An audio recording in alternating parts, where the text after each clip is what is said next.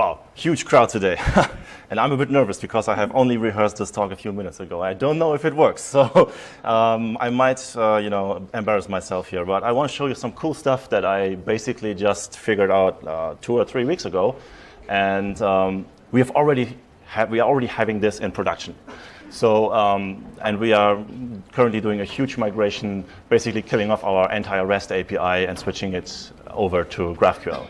So I really want to share my enthusiasm, and hopefully someone else can see the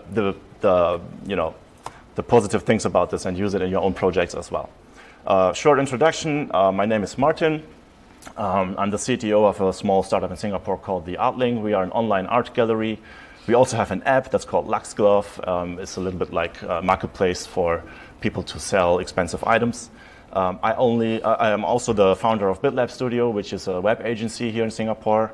By the way, both companies are hiring, and both companies are looking for people who would love to work with ReactJS and GraphQL. So if you are interested, try to find me on Twitter or on LinkedIn, same token, or just shoot me an email. So I will share the slides on SpeakerDeck. You will put them on the GitHub repository, I guess, and so you will be able to stalk me if you want to contact me. I already have to apologize. After the talk, I have to rush off. I have some stuff waiting for me at home, so I unfortunately cannot see the other talk. And I won't be here at the end of the meetup to, if you have some questions. So I, of course, answer some questions after the last slide, but after that, I have to rush off, unfortunately. So sorry about that. I know it's a bit rude. So I want to show 2 technologies today. One is GraphQL, the other one is Apollo. GraphQL is kind of one piece of the puzzle is on the back end. Apollo is the other piece of the puzzle. If you use some JavaScript front end like Angular or ReactJS or React Native or just vanilla JavaScript, you can use Apollo as your client-side piece of the puzzle. So Apollo will talk to GraphQL, and GraphQL will answer with data, and Apollo will make sure that the data is distributed to all your components. If you want to get an introduction to these 2 technologies, best starting point is obviously the official website. And actually, the GraphQL website is so cool, I don't really need to create any slides because they've already done it. So essentially, like, okay, what's GraphQL? And you look at it, and it's like, okay, it's a query language for your API. Query language sounds like SQL and stuff like that. So how does the query language look like, right? And you see it here. It looks a little bit like a JavaScript object. So you basically say, okay, I want to query a hero, and I'm only interested in the fields name and height and whatever. And the response that you will get looks like this. So it's essentially a JSON string that has the same structure as the query that you were requesting. And you can have nested queries. Maybe the hero has a parent, and that is also of a type human. So you can, with using the brackets, you can go deeper and deeper and deeper, and the response will look the same as well, also going deeper in the same way, okay? So, writing queries like this is really easy. You don't need to know anything about database design, SQL, joins, foreign keys, all that stuff. Anybody can understand these kind of queries, right? Another thing is, you have only one endpoint. When you think about classic REST APIs, you have hundreds of endpoints probably. And the developer, every day when they start working and they're like, okay, I need to fix something on that shop grid. Okay, what was the shop grid endpoint again? Is it all products, own products, product/something? So you have to go into your source code or look at your API documentation, find the correct endpoint, and then learn about what get parameters are possible and what response will I get back, right? And this is really painful. Slows me down as hell every day at work. So with GraphQL, you only have one endpoint, /API or /GQL or /GraphQL, whatever you want. And your application, basically, these days, if you use something like ReactJS or React Native, is basically a composition of hundreds of small components, right? In React, you build tons of components. And each of these components, they will have small queries of these kinds of queries here of the data that they want to consume. Like, imagine you have a website on the top right corner, there's an avatar icon, and the avatar needs like the URL of the picture and maybe first name, last name to render that at the top of the website. So you would write a query like user, first name, last name, avatar, thumbnail, or something like that, right? And you have tons of components, and they all have these queries. With normal REST APIs, when I open my LuxGlove mobile app, it sends 15 HTTP requests to my API. I mean, I should probably optimize that somehow. But you know, most people who just start goofing around with mobile apps, they will do it like this, right? With GraphQL, I only have one request because Apollo, the client, will batch all the requests in a queue, and every 10 milliseconds, it will take all of them and merge them into one huge thing that looks like this, right? So I will have tons of small components. They all have small queries like this. This can be combined into one big string that contains everything, and it will be like one request that is sent to your GraphQL backend and one response coming back with all the data that you have requested. Also, with classic REST API endpoints, when I go to like /products and I get a list of all my products, usually I get like 70 fields. I have like our database is pretty big these days, and we have lots and lots of potential kinds of information that we store for each product, and my REST endpoint, it returns just everything about that product. Even though when you have the shop grid, what do I see? Picture, price, title. That's it. And then you click into the product, and then you want to see all these other 50 things, right? And here you just define exactly what you want, and what's being sent back over the wire is exactly what you have requested and nothing more. So you not only save requests, which is like HTTP requests have to be built up, it's overhead all the time, you also save bandwidth and you save space on the device because it's lesser data that you have to save in memory, right? So this is pretty awesome. Basically, the people on the back end, and I won't talk about this today, their task is to create the schema, to describe how your data looks like. And it doesn't matter what database you are using. It could be Postgres, could be MySQL, it could be MongoDB, there could be even some endpoints here with fields that you are taking from the Twitter API. So, you know, your API could talk to another API, and you can still query it in the same way like here, right? Because under the hood, on the back end, what people will write in whatever language they use, these things resolve by using normal programming functions, and you can do in those functions whatever you want. You can do a SQL query, or you can do a request to some other endpoint. Okay, and because we have this schema here, GraphQL understands what data you have, and there is a small web tool. It's like an IDE that allows you to try out these queries. And while you type, it gives you code completion. And because it understands that there's something like all films in your schema, and it has name and climate and whatever, okay, here this is a planet, it will, when you say, give me all films, and then for each film, give me title and opening crawl, whatever this means here.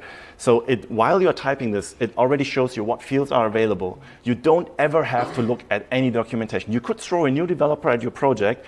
Don't tell them anything, just give them this, and they type the first opening bracket, and they see what endpoints are available, right? They choose an endpoint, they type the next bracket, they see what type is in there, they type a bracket again, they see what fields are available, so to speak, what columns are available in your database, right? You could just press the docs button here, okay, now it's here, and you can see what are my endpoints. In each endpoint, what is the return value? What data types are each field in those return values?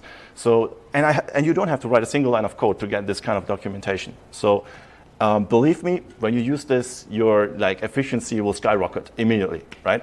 Okay, I hope I have sold you on this.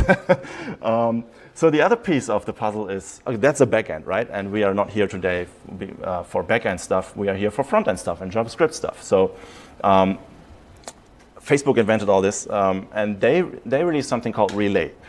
I tried Relay like 2 months ago when I already understood that this will be good for me, but I totally failed. And like after 4 hours, I still couldn't get my React components to render anything from my database, so I gave up. I ranted on Twitter, and then everybody on Twitter said, hey, bro, why don't you just use Apollo? It's like Relay, but easier. So I tried that 2 weeks ago, and it was easier indeed, right? After like 20 minutes, I could see something, and then I went down the rabbit hole, and now I'm sitting here. So the Apollo documentation is quite okay. You basically choose what front-end framework you're using, and then just follow the initial steps, how to install. Usually these things here, usage examples, these are the ones in the documentation that you want to read about. And then you might need to dig deeper every now and then. You will go here into the API reference and learn how it works internally more under the hood to do some more magic stuff like pagination and so on. Okay, so much about the introduction. So basically in this talk, I will mostly copy and paste code from my slides into my editor because I'm too slow at typing to get this done in half an hour.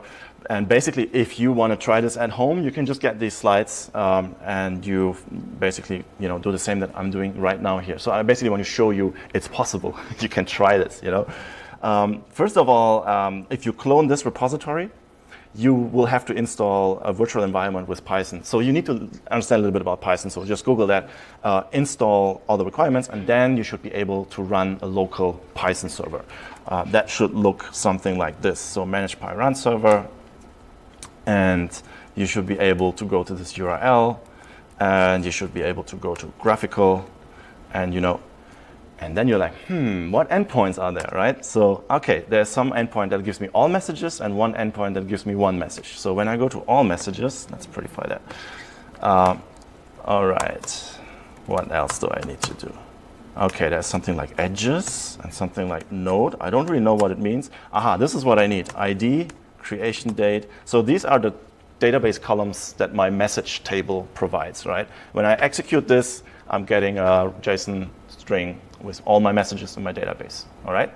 So, and this is how I would start working, essentially. I decide what kind of app component I want to work on today, and I figure out what query do I need so that this component can render its data, figure out the query here, and when I'm done, I'm copy and paste that query into my actual code. So we will see that later.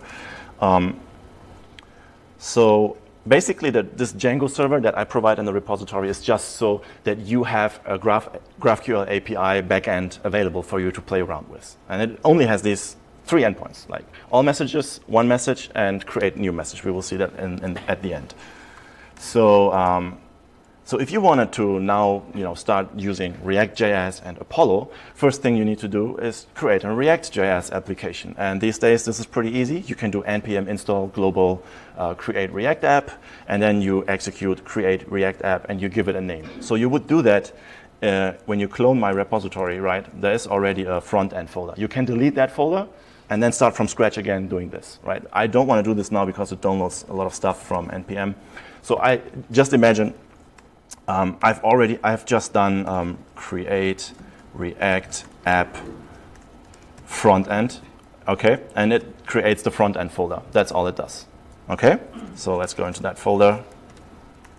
And if it has worked, you should be able, to do yarn start.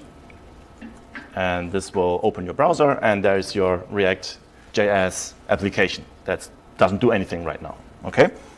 So this is how you can start a new React project.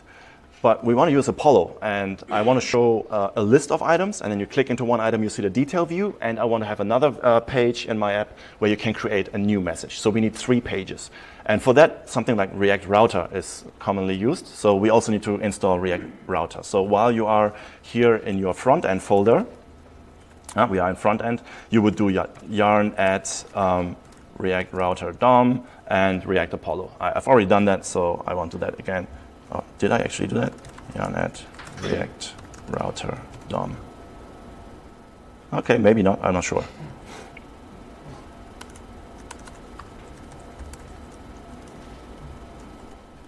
Okay, so we are still in the setup phase of our project, right? We are still not really doing anything related to Apollo and GraphQL.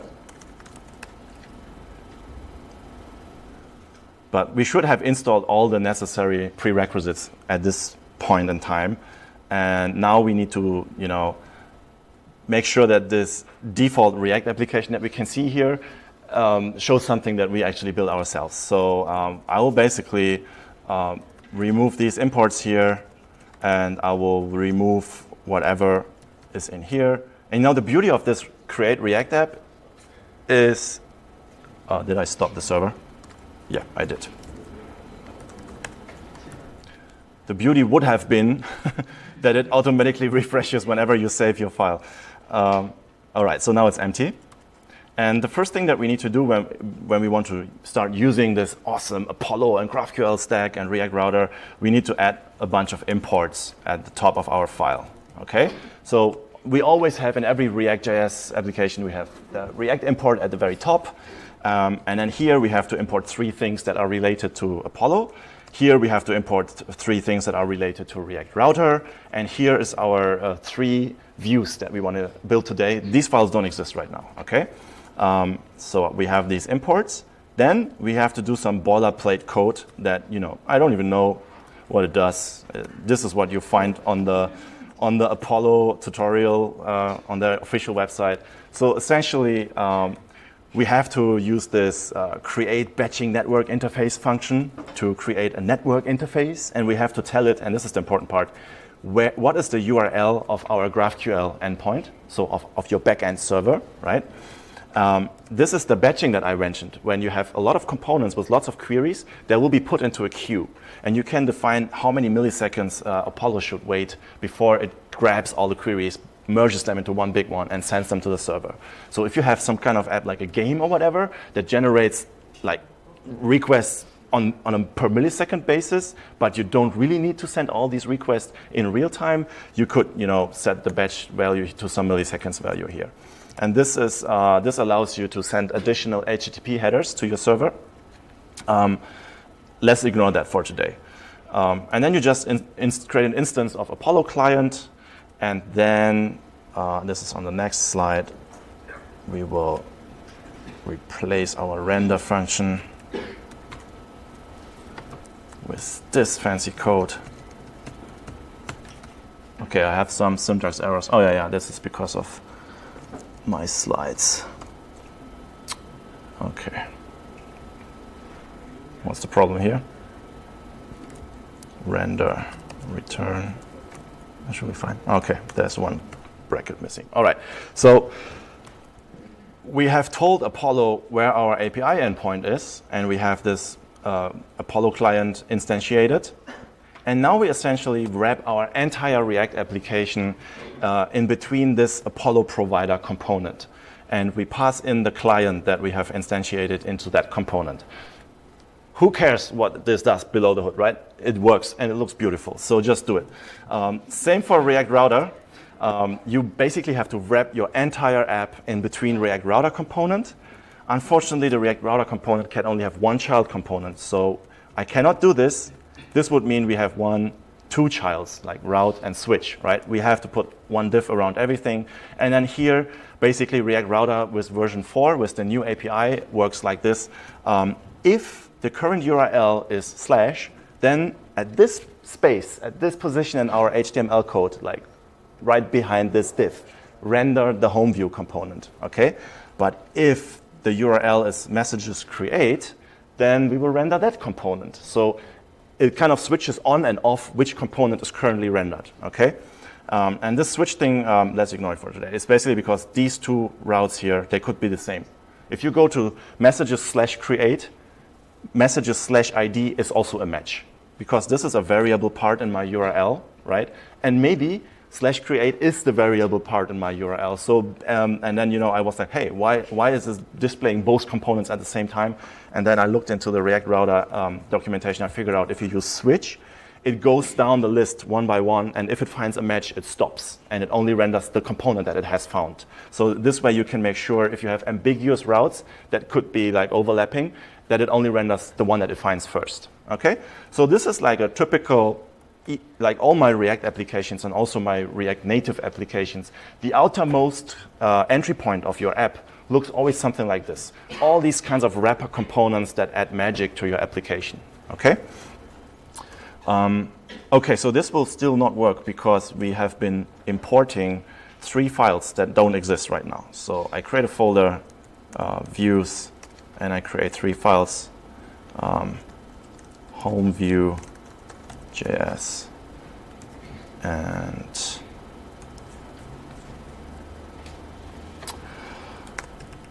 detail view, and create view. All right, and I mean these views are supposed to be React components, so we need to put a little bit of code inside so that they just do anything at all. So I just changed the name of the class, and I put some title here so that I can distinguish them when we test them. So we will have home view, and finally Hey, where's my detail view?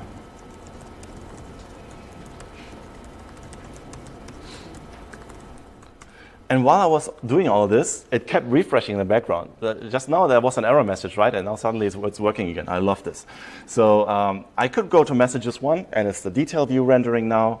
I could go to messages create, and it's the create view rendering, right? And I can just go to the home page, and it's the home view rendering. So like our app skeleton is up and running. So this is kind of the painful stuff that took us 10 minutes that you need to do every time you start a new React project. But it's not that hard, right? Okay, so now we can do the exciting things. So we want to learn about Apollo, right, and GraphQL. So first thing we want to do is, how do I query some data? I want to see some data out of my database on my website, right? So let's start with the home view. First thing you do is you import GQL and GraphQL from React Apollo. And GQL is basically, I don't know, it's just like a function that requires this kind of JavaScript string literal. And this is exactly the query that in the morning when I started working, I figured out in the graphical editor, right? You can copy and paste this exact query into here, all right? And then we need to change our render function to actually use the data that we now have accessible in our component. So let me paste in this new render function. So, all right, so who has used ReactJS? Let's quick show of hands. Oh, wow, that's good. That's like maybe 60%. So most people will be familiar with this kind of syntax. Each React component, right, has these properties. Inside of this class, I can always use this.props. So these are things that have been passed into the component by some outside component, okay? So basically, like if I would do something like this, div info equals hello, then, and let's say this was my own div component, then I could do this.props.info inside of my own div component, right? So this is how you have to imagine how the properties work. And because of GraphQL, we will have a field called data. Like we will have this.props.data available in our component because we enhanced our component with GraphQL, with Apollo, okay? And the cool thing is data is another JavaScript object that has lots and lots of information in it. And one part is loading. So while your request is still in flight, loading is going to be false. And when the request came back, loading is going to be true. And when the request came back, loading will turn to false, right? And every time a property changes, the render function will be called again. This is how React works. So in the beginning, when you first load your page, there is no data. So the query will be sent, loading will be true, and we will just return some, loading stuff. This is kind of like when you go to the Facebook homepage, you can see in the timeline that there are these gray boxes, like these fake posts, while it's still loading. And this is the kind of stuff that you would return here, right? You would return some kind of fake representation of the data that you will show soon, but it's not there yet, okay? So once loading is done, we instead of rendering this, we will render this, right? And and we will have now access to this.props.data.all messages, which is the name of the endpoint that we have queried here, okay? And then we know that we have to do .edges.node to get to the actual item. And edges is a list of items, so we can map over that list. And for each item in that list, we will render a paragraph and put a link inside so that we can click into that item. So in this case, item is one edge, right? And we know that inside an edge, there is node. So I will have to do item.node.id. So this ID is basically the data that I have requested, right? And this message down here is also the data that I have requested in my query. All right? So hopefully, oh yeah. That happened when I tried this earlier. So I'm prepared for this.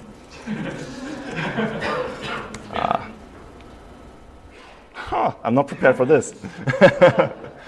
Loading of undefined. Oh yeah, of course. Yeah, we need to go to the next slide first. Or actually, we need to paste everything in this slide.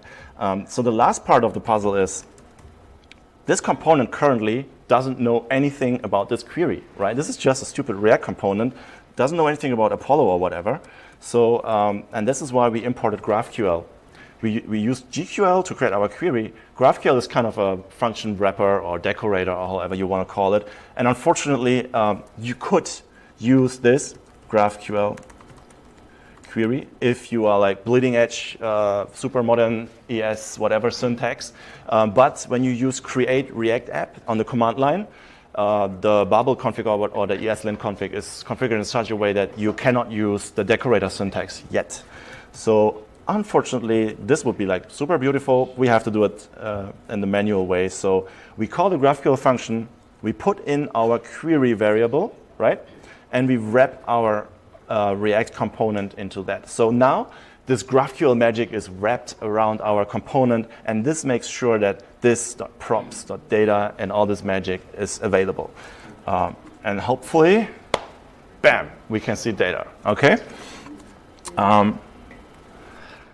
So now the next thing you will ask yourself, how do I create queries where certain parts are variable? Like if we go to this URL, this part of the URL is dynamic, right? This dictates what kind of data I have to query from my database. This is like the ID of the object, okay? And we can do that pretty simply. So this is going to be our detail view. And once again, first thing we do is we put the query in here. And now it looks a bit different. We have to write the keyword query, and we have to say, this is a query for my detail view. And actually, you can come up with any name. You could also call this product detail or anything, right? I haven't really come up with a good best practice yet how to name these things. So I like to name them in the same name like the component is. Like this is the query for this component, right? So far this has worked for me pretty well. And I'm saying that this query has variables. Okay, and it means there's one variable that's called ID, and the type is this special kind of GraphQL ID. So you see these weird strings here; those are GraphQL IDs. You could have more things, like you could say this thing also has, I don't know, limit, and it's an int, and it's a mandatory field. So this is how you define your variables, and then there comes the bracket. And then is the normal way how you would query things from your endpoints, right? So you would usually go in. You can basically exactly the same thing that you just saw there. We can also write it down here. So we can say a query, any name. Oh wait, sorry.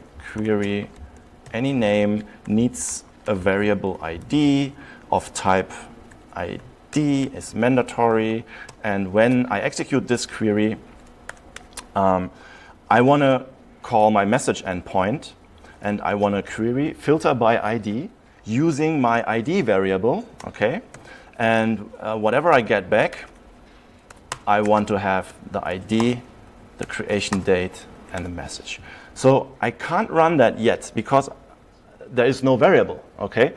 So when you have queries with variables, you need to define them down here in the variable window. And once again, it's super smart. It already detects what variables I defined up here and suggests them for me. And then you just fill in the variable and you run your query and voila, you get your data. And then you copy and paste this whole thing into your React code and it will work just like that. So the other way around is usually the case. You try typing it here and it doesn't work. And then you're like, damn, why doesn't it work? And then you go to Graphql, you paste it in here and you get some nice error messages here, okay? So that's the first step. We define our query. Second step, again, is to use the new data in our render function. All right. So same thing, right? While my query is still in flight, I'm rendering some loading stuff. Once I got my data, I have access to data. So this .props.data and .message, because that is the endpoint, the GraphQL endpoint that I've queried, right? And then .id, creation date, message, because those are the fields that I have requested. So I have exactly that data available in my HTML markup, in my render function, okay? And then I probably still, So the decorator part is a bit more tricky now. All right. So we have to read this from the bottom up. Just like before, we are using the GraphQL decorator, right? We are passing in our query, and in this case, we are passing in another JavaScript object with some extra data, some options for my query. And then we wrap our component in that wrapper function, okay? So far, so good. So how does this other extra options object look like? So it's a JavaScript object, and it has a key options. And this can be an anonymous function. So this syntax here might confuse a few people. This basically means options isn't just a string or whatever. This is actually an anonymous function, and the first parameter of that function is the properties of my component, okay? And so this function returns another JavaScript object where the first key is variables, and then I have one variable called ID, and I'm now using props.match.params.id. So this is because of React Router, okay? Because we wrapped our entire application in between React Router.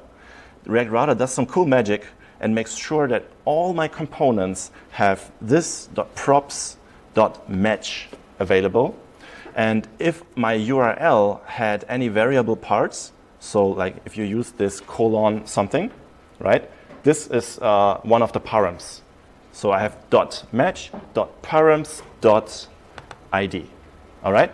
So that means this is how I can access this outside information. From the URL, I'm getting it into my React component. And now I'm passing it into my query variables for GraphQL to consume, okay? So let's see. Oh, wow, it already updated itself. So we can now go into each of our things here, and it will display the value from the database, okay? And now this is something that I want to show you. So I refreshed, let me go to the homepage first. So I refresh the page. I get one request for GraphQL, okay? And I get back the result. I go into the first object. It's another request against my web server. I go back to this page, no more requests. Because Apollo remembers what kind of data types do I have. So in our case, it's the message object. And what IDs do they have? And it keeps a cache of all of them, okay? So if I go into the second one, we have never seen that one yet. So it's another request. If I go back to the homepage, no more requests. If I go into the third one, it's another request. And now, no matter what I do, I click around in my app, no more requests, right? Everything's in cache. So that you get all this magic for free. And it's like really helpful for mobile applications where if the person is on a train, for example, the network is suddenly gone, doesn't matter. You can still move around in his user profile and on the latest tweets or whatever, and can still see stuff. All right. So the final thing that I want to show today is how do you write data? We can understand now how to query data, even with variables. So how do we write data? In the GraphQL world, this is not called a query. This is called a mutation. And so that's why you have to write mutation, and then as before, I give it a name. So this is the mutation for the create view, right? And if you want to create a new message, there's one field, a text field, where you type in your message. So this is kind of like the form data that we are about to send to our GraphQL endpoint. And we say like the variable is called message is type string. And this is the endpoint of our GraphQL schema. So we would do like mutation, like new developer, no clue what's in the system, press control space. I only have one mutation, so it already completes to that one mutation that's available. I press brackets. It already tells me you need to provide a message, right? Let's say test. And when you send a request to your mutation endpoint, it comes back with a result as well. So what is the result? It has two fields, actually, form errors and a message. And we know that a message is also part of our schema. So we might only want to have the ID because, I want to save the message, get back the new ID, and then you could like refresh the page and go to the newly created detail view of that ID, okay? Or actually, in our case, I would just go back to the home page. So, you can try that. Hey, wait, this shouldn't work. Oh no, of course it works, yeah, because I provided my variable here already. Okay, so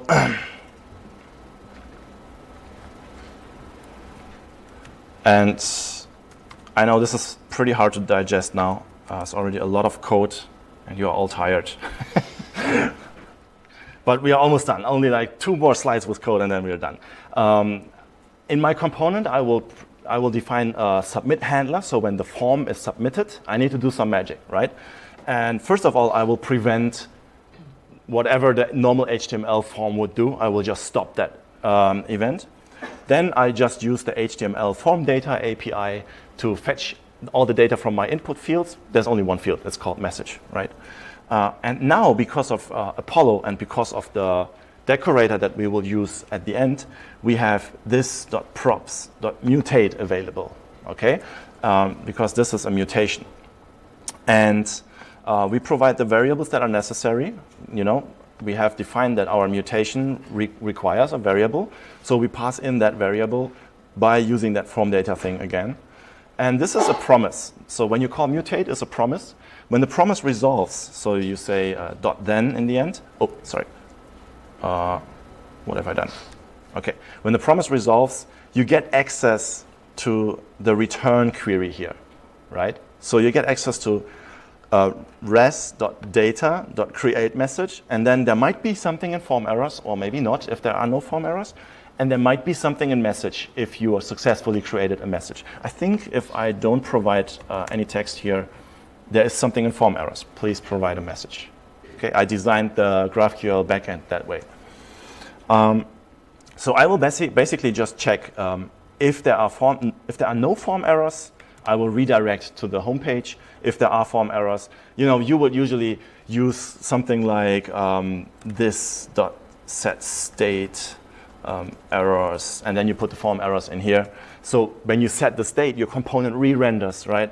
Then you would, you know, put some kind of form errors component down here. So when the component re-renders, the form error appears. Okay, so this is it's really up to you how you actually display the form errors in your application. Okay, so that was the submit handler, and then, like in the other examples, I will replace the render function with something more meaningful.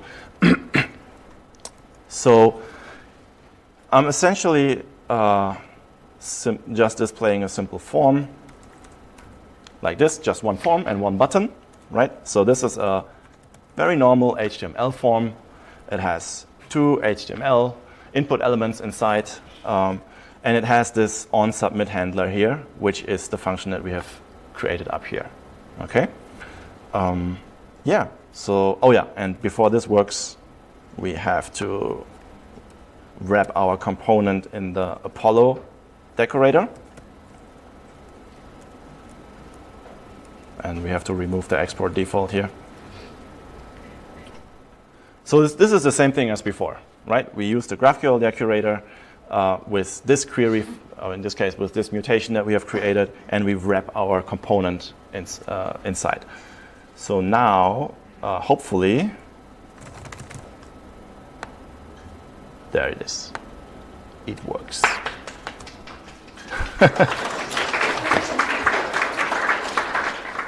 Okay, any questions? You've shown the caching ability that Yeah. Apollo has. Yeah. What happens if data is invalidated? Yeah, everybody asks that. First of all, I don't know. I have never tried. I just started with this 2 weeks ago, and I haven't gone that far into my own apps where I need to invalidate cache.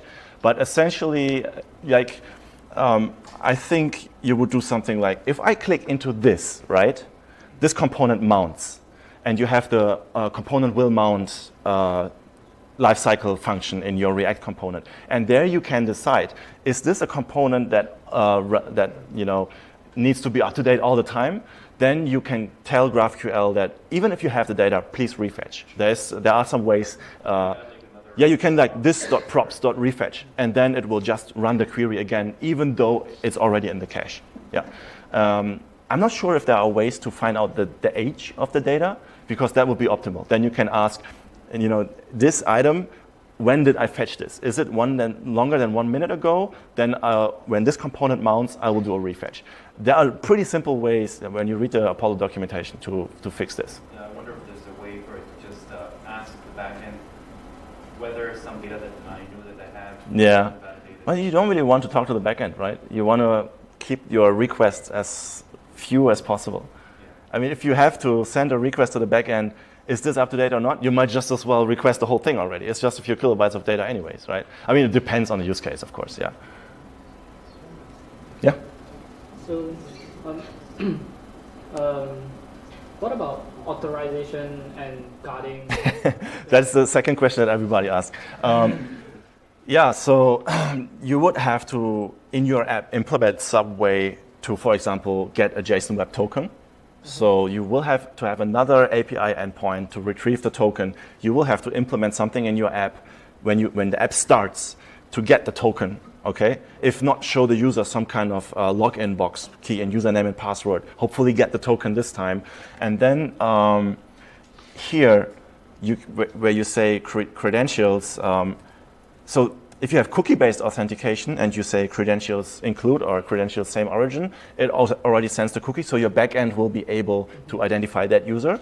And if you use something like JSON Web Token, you will probably, I don't really know, I haven't done it yet. I mean, the stupid brute force would probably be that all my endpoints need a variable and you just send a token. Oh, wait, no. You can also send your token here as a HTTP request header. So you would like token, you probably pull this out of local storage. Yeah, so there are ways to do it. What if I have different so-called data, let's say some data should be readable by guess, some data should only be readable by I mean, once you have the token, you send that token with every single request. And on the back end, these guys who implement the back end for you, they have to make sure that on every resolver function, they check first what user is this, and then what data do I query. So this is completely up to you how you implement your backend. So guess they don't have any. They also must have a token inside in the network interface, or can I change the network interface?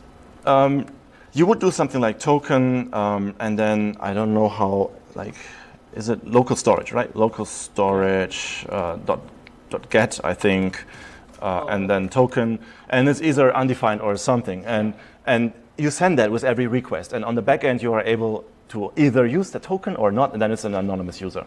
So another question I have is how does this GraphQL compares to socket-based APIs and hate OES things? I've never used HateOS or however you pronounce that. I've only worked with REST APIs in the past. So, and I think Apollo has something built in to do polling just by stupidly poll, or even with sockets, but that seems to be a feature that's still in development. And if you really want to go that way, you should probably use Relay and not Apollo, the stuff that Facebook built. I think that one has polling with sockets already built in. Yeah. Okay, thank you. So with Redux, they recommend to not mutate the state of the component. Could you still work with Redux in this environment? And this is also pretty awesome. So actually, Apollo uses Redux under the hood. So when we look at our app here, and we go to the Redux console, you can see what it's doing. But it has its own store. You could write a middleware to integrate the Apollo store into your own app store even, but I don't know why you would want to do that. And so, but if you have your own Redux store wrapped around your entire application, that is separate from the Apollo Redux store. So you can still use Redux in the exact same way like you've been using it before. Yeah. So this technology is super uninvasive. You can start using that today. Like on my GraphQL backend server, I'm writing for example, am I online? Yeah. So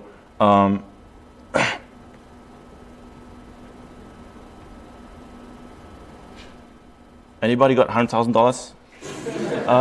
So I was like, okay, let's try this GraphQL thing, right? And I built this modal component, and this whole make offer flow. This is completely GraphQL. I had no endpoints for this, so I just built them. I had no components for this, so I just built them, and then I just dump this into my website.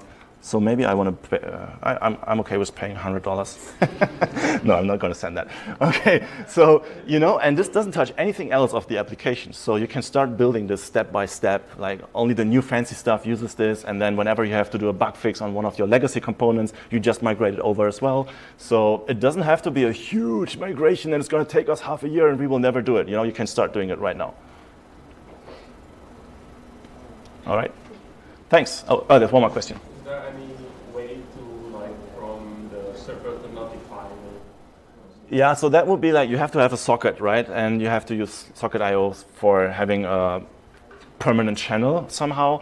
So it's somehow possible, but it's with Apollo, it seems like not really production ready right now. With Relay, it works, but I'm too stupid to use Relay. I tried that and failed.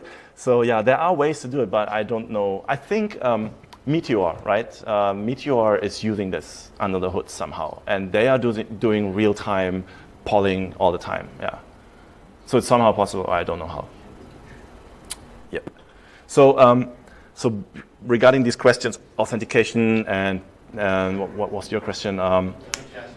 Cache invalidation and these kind of things. At the end of this month, at the 29th, I'll do the Singapore Django Nodes meetup. You can find it on meetup.com as well, at the Zendesk office. And I'll give 90 minutes to 2 hours workshop where I will put everything together and do one real application that tries to solve all these problems that everybody asks immediately anyway. So that I'll try to give all the code snippets that you need to get flying, and then you should really say, now we go and we use this. No more excuses. Okay. All right. Thanks. I guess that's it from my side.